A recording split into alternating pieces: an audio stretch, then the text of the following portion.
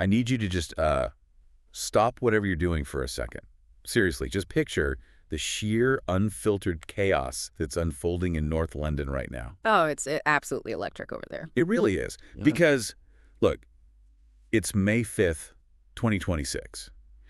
And the breaking news dropping across literally every single feed right now is almost impossible to process, especially if you've been following English football for the last 2 decades. Right, because the context here is just staggering. Exactly. Arsenal are 5 points clear at the top of the Premier League. There are only 3 games left. So the math is, well, it's completely in their favor. Mathematically. But, and there's always a but with this club. Because the universe seemingly demands that this specific fan base suffers just as much cardiovascular stress as humanly possible, they're also walking into a Champions League semifinal. Tonight. Yeah, tonight. It is the absolute pinnacle of sporting tension. I mean, I'm stressed just reading the dossier we have in front of us. You should be, because there is no safety net left. None at all. You're operating in an environment where a single misplaced pass doesn't just cost you a game, it potentially invalidates a whole year of meticulous, agonizing labor. A year. Try 22 years. Which is exactly what we are plunging into today. Welcome to the deep dive, everyone. Glad to be here for this one. And our mission today isn't just look at the league table. I mean, you can do that on your phone right now.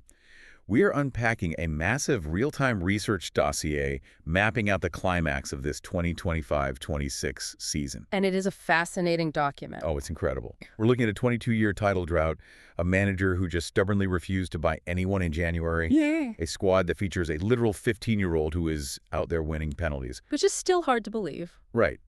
And this bizarre impending reality where this exact same Arsenal team is going to be ripped apart in just a few weeks to face each other as the 2026 World Cup. It's a true paradox. Like, we are watching a group of players try to achieve footballing immortality together, right? Yeah. Knowing that the very moment the parade ends, if there is a parade, they are contractually obligated to fly off and try to destroy each other on the global stage. It's basically a Shakespearean tragedy waiting to happen. But let's get straight to the catalyst here.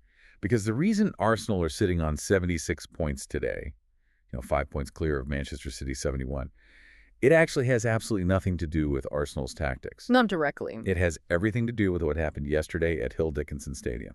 The Everton match. The Everton match. I mean, Everton, a team that hadn't won a game in 4 weeks, a team fighting tooth and nail just to scrape into the Europa League.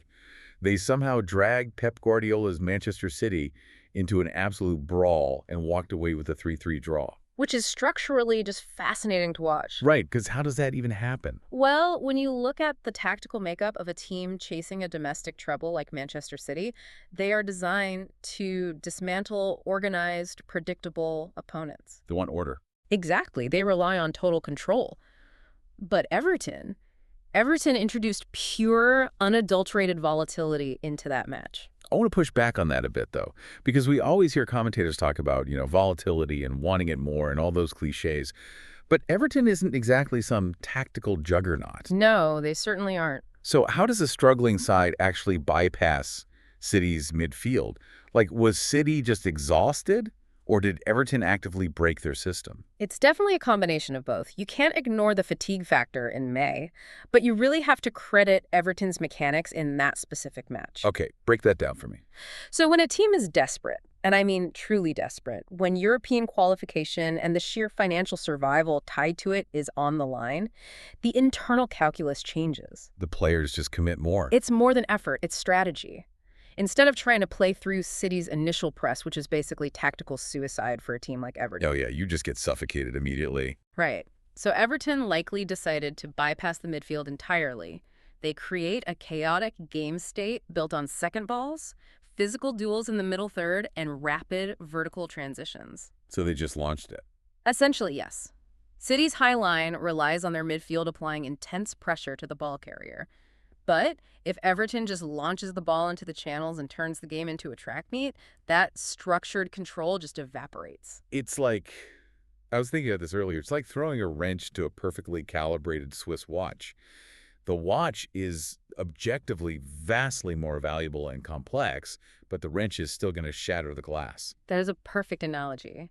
And while the dropped points on the table are massive, the psychological shockwave is the real story here. Oh, Guardiola's post-match press conference. Yes. After the match, Guardiola publicly stated that the title is, quote, now not in our hands. Which is crazy to hear from him. It is a massive paradigm shift. For a manager whose entire philosophy is built on absolute control. Controlling the ball, controlling the space, controlling the narrative in the press. To concede that control over to Arsenal, it's huge. But wait, doesn't that actually make things worse for Arsenal? How so? Well, if I'm an Arsenal player and City is just breathing down my neck, I can use that fear as fuel, right? It keeps you sharp. But now Guardiola is basically throwing his hands up and saying, go ahead, the floor is yours. Doesn't that transfer a suffocating amount of pressure directly onto Arsenal? Absolutely it does. Mechanically, yes, the math is entirely in Arsenal's favor. City has a game in hand, but as of today, it is mathematically irrelevant. Right, because if Arsenal wins out, they win the league. Exactly. Arsenal just needs to win their 3 remaining games. But Yeah. Psychologically, the shield of being the underdog is completely gone now. They're the front runners. Right. When you are the hunter, a mistake just means you missed your prey. You get another shot. But when you are the hunted and the path is completely clear in front of you, a mistake means you tripped over your own feet. You only have yourself to blame. Precisely. Arsenal has the wheel now. The only way they lose is if they actively drive themselves off the cliff. God, that is so stressful. Which really brings us to the elephant in the room here. Or, I don't know, rather the ghost in the room. The history. Yeah, the history. To really understand why the air around the Emirates Stadium feels so heavy right now, you have to look at the historical baggage this club is dragging into these final 3 weeks. It's not just about winning a title, it's about exercising 22 years of institutional trauma. The 2003-2004 season, the Invincibles. Right, 22 years ago. I want everyone listening to just think about that for a second. The last time Arsenal won the Premier League, there was no Facebook. Wow. The iPhone didn't exist. I mean, we have a note in our sources that Jokas Chelsea Football Club was formed the same year Arsenal last won the league. Which is quite funny. Obviously, that's not historically accurate. Chelsea was founded in 1905, right? Yeah, 1905. But it perfectly captures the emotional truth of how long it feels to the fans. You literally have an entire generation of adults walking around who have never seen Arsenal lift the Premier League trophy. And in elite football, 22 years isn't just a drought, it's multiple lifetimes. Totally. You have seen entire tactical eras rise and fall in that span. You've seen the death of the traditional number 10. You've seen the rise of inverted fullbacks, the implementation of VAR. The financial takeover of the whole sport. Exactly. And through all of those eras, Arsenal has just been waiting. Waiting and suffering. And it's not just the drought either. This specific season, 2025-26, is Arsenal's 100th consecutive season in England's top flight. Which is an incredible statistic. 100 years. They're the first club ever to reach that milestone. It really is an astonishing metric of institutional resilience. I mean, to avoid relegation for a century through world wars, financial crises, managerial upheavals, and the complete modernization of the sport, it requires a foundation that most clubs simply do not possess. It's mind-blowing. But it also creates this really agonizing juxtaposition, you know. What do you mean? Well, you have the ultimate floor, never being relegated for 100 years, which is amazing. But then you have this incredibly frustrating ceiling recently. Look at the last 3 seasons. Ah, the runner-up finishes. Yes. 2022-23, 2023-24, and 2024-25. Arsenal finished as runners-up every single time. They are the first club in top-flight history to do this twice, having also done it between 1999 and 2001. So let me ask you this. From a sporting perspective, is finishing second 3 years in a row proof of elite consistency, or is it proof of a fundamental mental block? It is the ultimate paradox of high performance, isn't it? From a purely analytical standpoint, finishing second in the Premier League for 3 consecutive years means you have an elite recruitment structure. It means you have a deeply ingrained tactical philosophy, incredible physical conditioning, and you are consistently outperforming 18 other multi-million-pound organizations. So on paper, it's brilliant. But emotionally, it is devastating. I can imagine. It is the trauma of the almost champions. When you finish second 3 times in a row, the narrative hardwires itself into the club's DNA that you are fundamentally incapable of taking the final step. You start to believe it yourself. Exactly. Yeah. The resilience required from Mikel Arteta and this specific group of players to not completely fracture after 3 straight silver medals is extraordinary. Most squads completely fall apart after the second near miss. Oh, definitely. We see players demand transfers, managers lose the dressing room. Their tactical system gets abandoned in a panic because they think they need to reinvent themselves. Like a rubber band that just snaps because it's been pulled too tight for too long. Exactly like that. So the fact that they are back here in year 4, actually leading the pack and controlling their own destiny, it proves that the internal culture Arteta has built is practically bulletproof. It really does. And when you overlay that with the centenary milestone, 100 years in the top flight, winning the title this year wouldn't just be breaking a drought, it would frame this entire season as the poetic climax of a century of existence. It is absolute cinema. I mean, they should make a movie out of it if they pull it off. But here is the thing that really trips me up. What's that? When you look at how they built this current advantage, specifically what happened in January, it defies all conventional football logic. Yeah. We really need to talk about the invisible transfer window. Ah, yes. The decision to buy absolutely no one. 0 players, not a single signing. And context is everything, you're right. Right in the middle of the season, their sporting director, Edu Gaspar, resigns. A massive shock behind the scenes. Huge shock. Arsenal is dealing with injuries. They are staring down the barrel of a 4th consecutive title race. The pressure is immense, and Arteta just closes. He closes the checkbook. He doesn't bring in a single reinforcement. Right. And I have to challenge this because relying on the exact same players to push through the winter schedule without any rotation options seems less like a masterclass and more like pure hubris. If one key player goes down, the whole season is over. You would assume so, naturally. But that assessment relies on the idea that buying players in January is always a net positive. Which it isn't. Not at all. In reality, the winter window is historically incredibly inefficient. You are paying hyperinflated prices for players who have had absolutely no preseason with your squad. That makes sense. So when Arteta refuses to buy, especially after losing his sporting director, he isn't being arrogant. He is protecting the structural integrity of his tactical system. Wait, protect the system from what? New talent. That sounds counterintuitive. From geometric disruption. Okay, you'd have to explain that. Geometric disruption. What does that even mean on a football pitch? Let's look at Arsenal's defining characteristic over the last 2 years.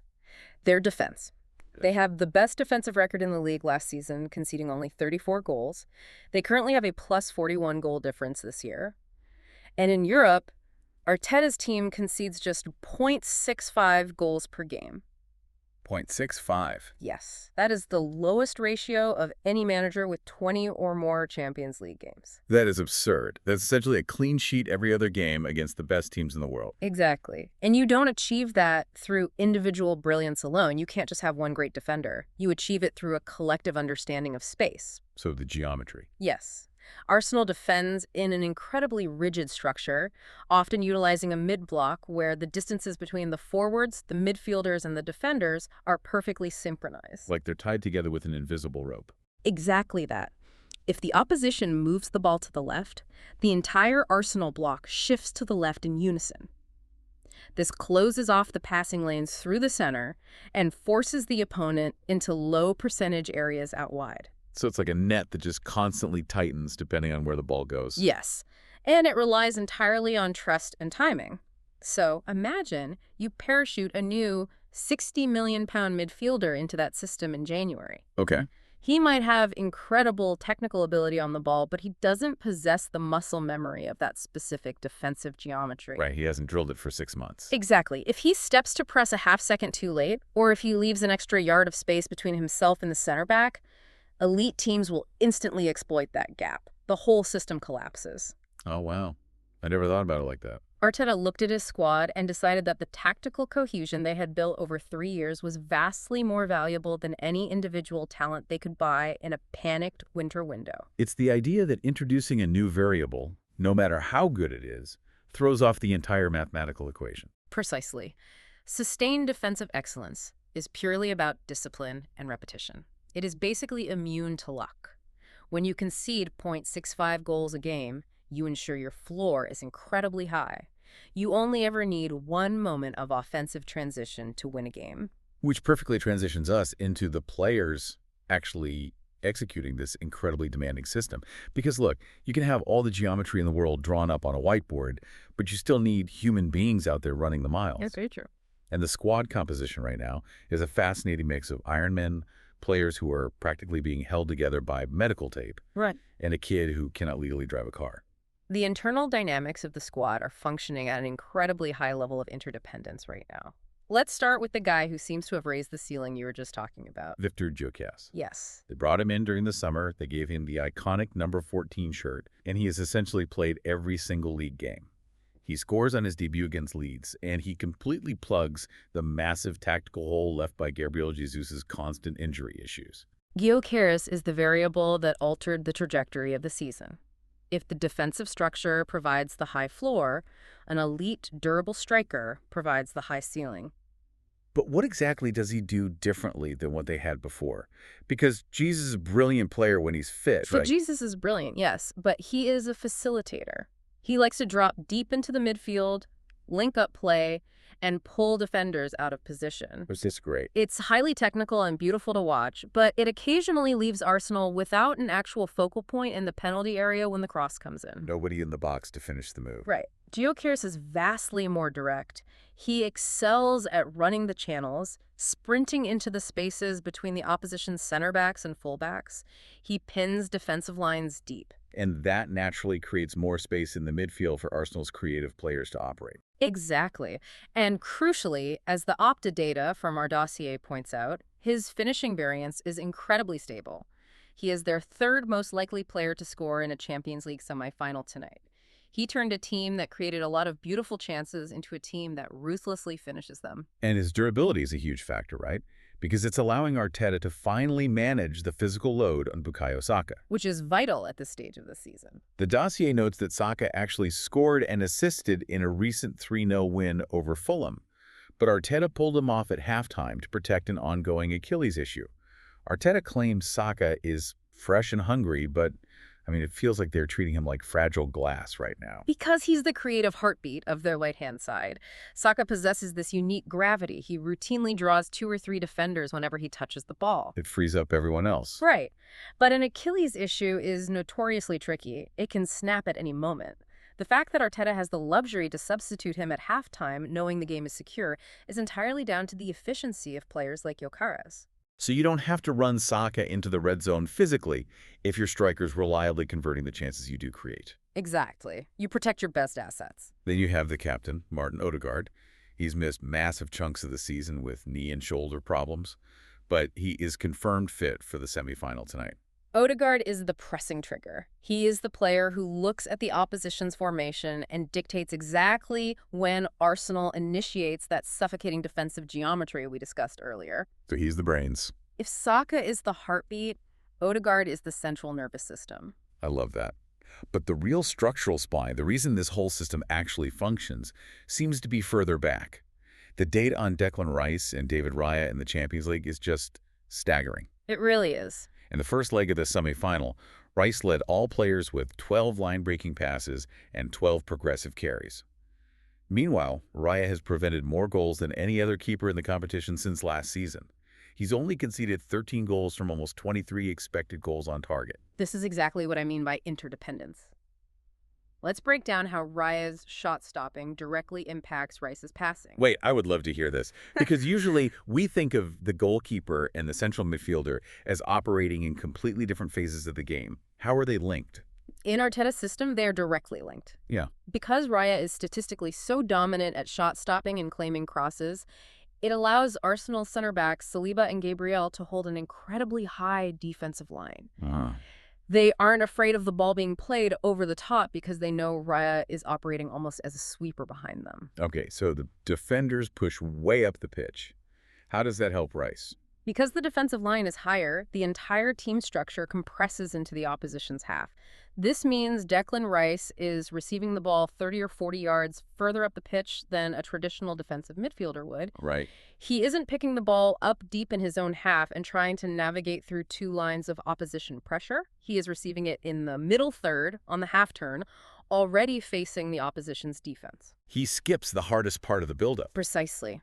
From that advanced starting position, his line-breaking passes, those 12 key passes you mentioned, can instantly penetrate the final third and find Odegaard or Saka in the pockets. Raya's aggressiveness in goal literally creates the advanced platform for Rice to dictate the attack. That is brilliant. It's a cascading tactical effect. You really can't separate the goalkeeper's positioning from the midfielder's assist. Because you rely on each other. But listen, we can talk about high lines and pressing triggers all day. I need you to explain Max Delman to me. The anomaly. Anomaly doesn't even begin to cover it. The dossier confirms he made his Premier League debut at 15 years and 235 days old. Incredible. He is the second youngest player in the history of the league, only behind his own teammate, Ethan Mimeri. And in his debut, he actually wins a penalty. I mean, when I was 15, my brain was barely capable of figuring out algebra, let alone processing the speed of a Premier League match. It's a different world for these kids. But how is it physically and psychologically possible for a 15-year-old to step onto the pitch in the middle of a vicious title race and actually contribute? It requires a rare convergence of elite technical academy coaching and total managerial conviction.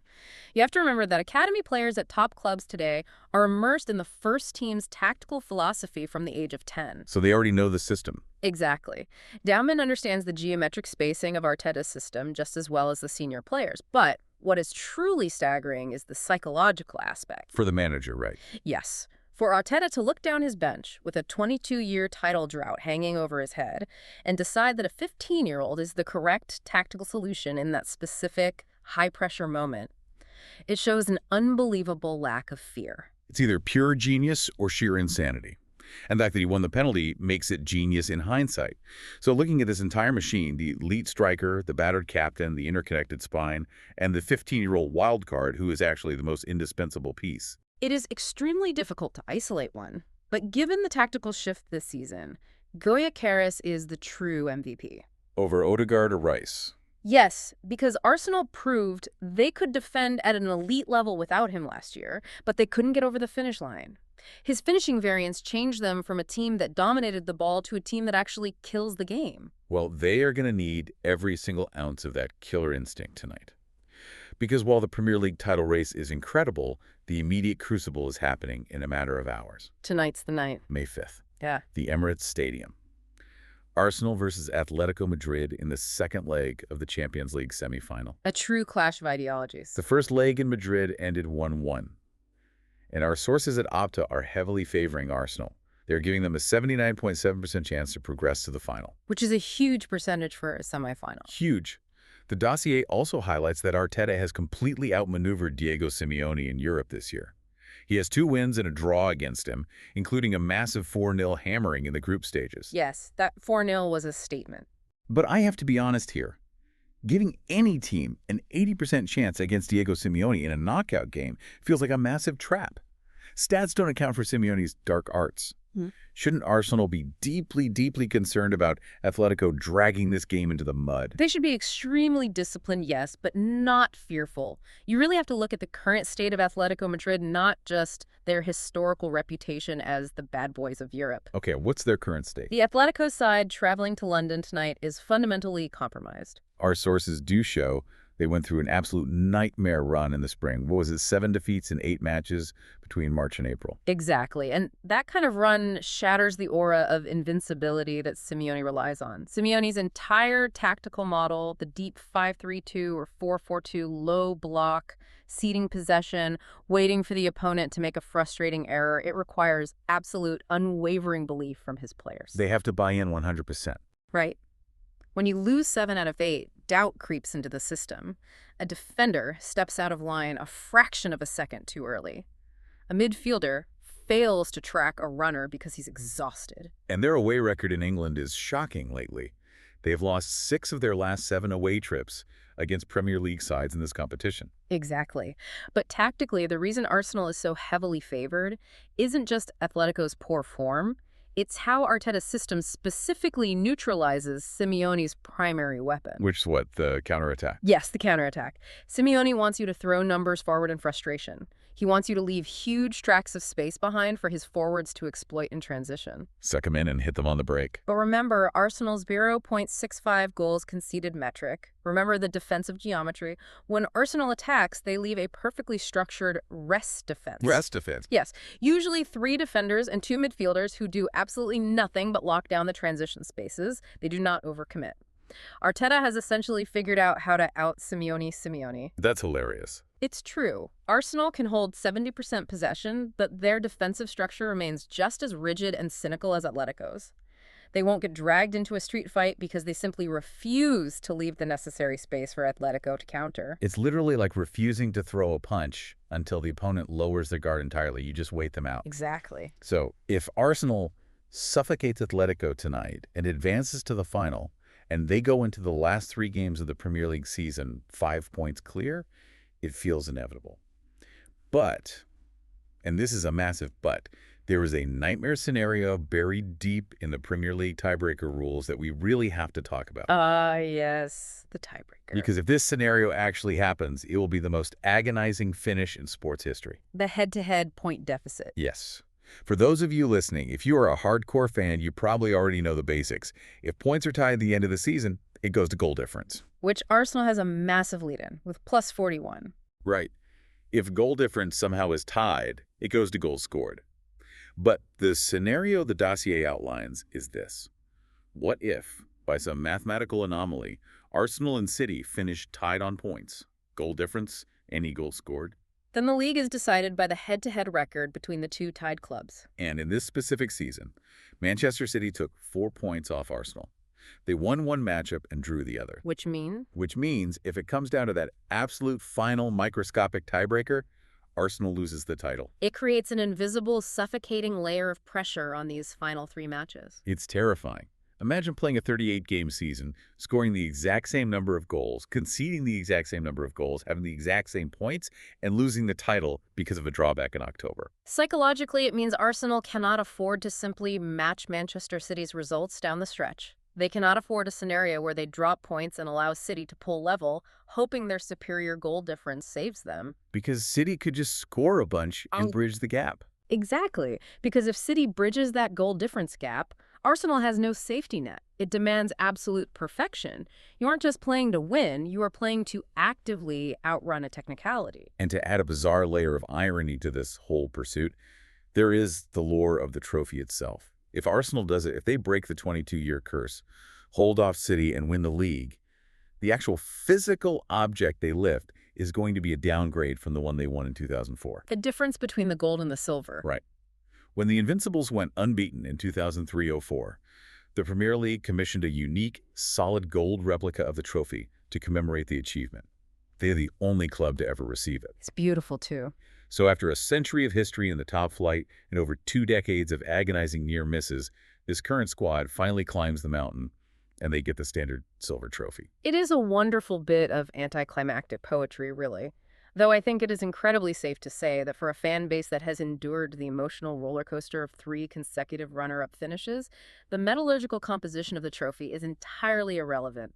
Oh, they don't care at all. They would happily parade a plastic replica through the streets of North London if it meant the drought was officially over. Honestly, they would throw a parade for a post-it note that just said champions written in Sharpie. Absolutely. But this leads us to the final, and maybe the most jarring pivot of this entire deep dive. Let's look past May for a second. Let's assume Arsenal pull this off. Okay. They win the Premier League, they beat Atletico tonight, and they eventually win the Champions League final. They achieve sporting immortality, right?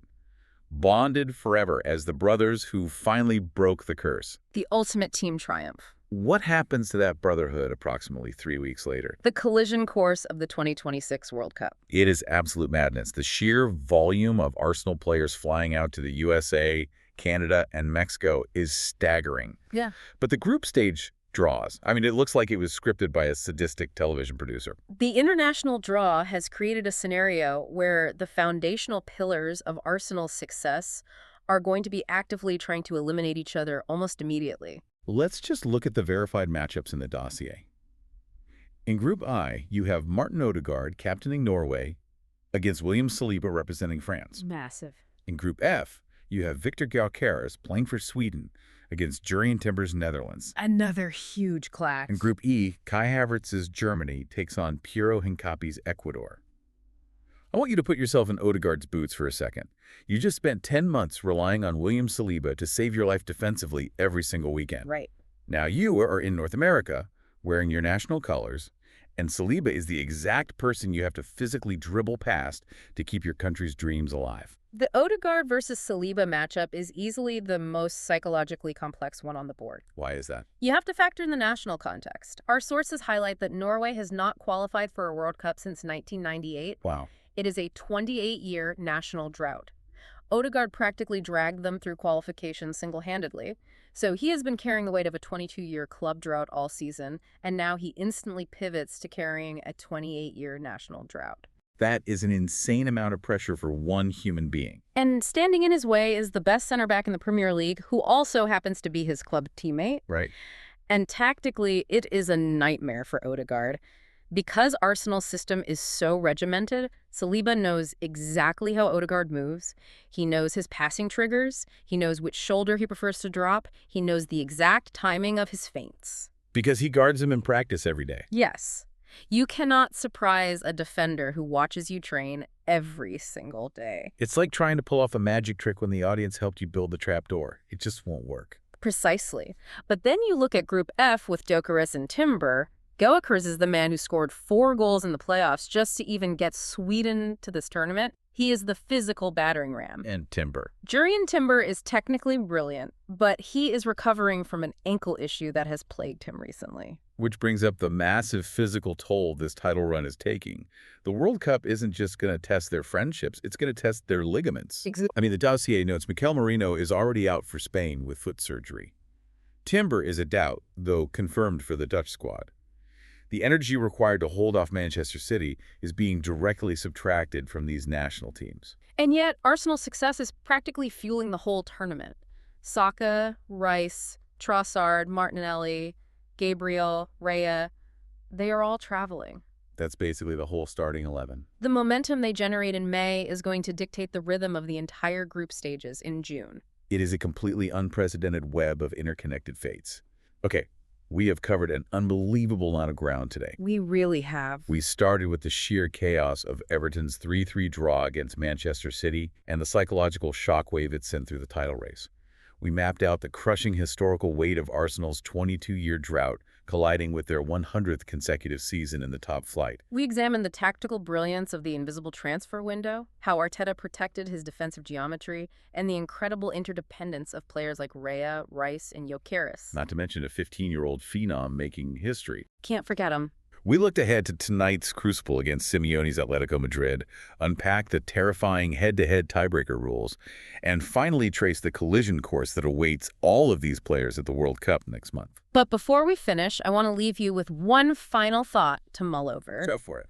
We have spent an hour dissecting the tactical systems, the historical resilience, and the unified chemistry required to win a historic double.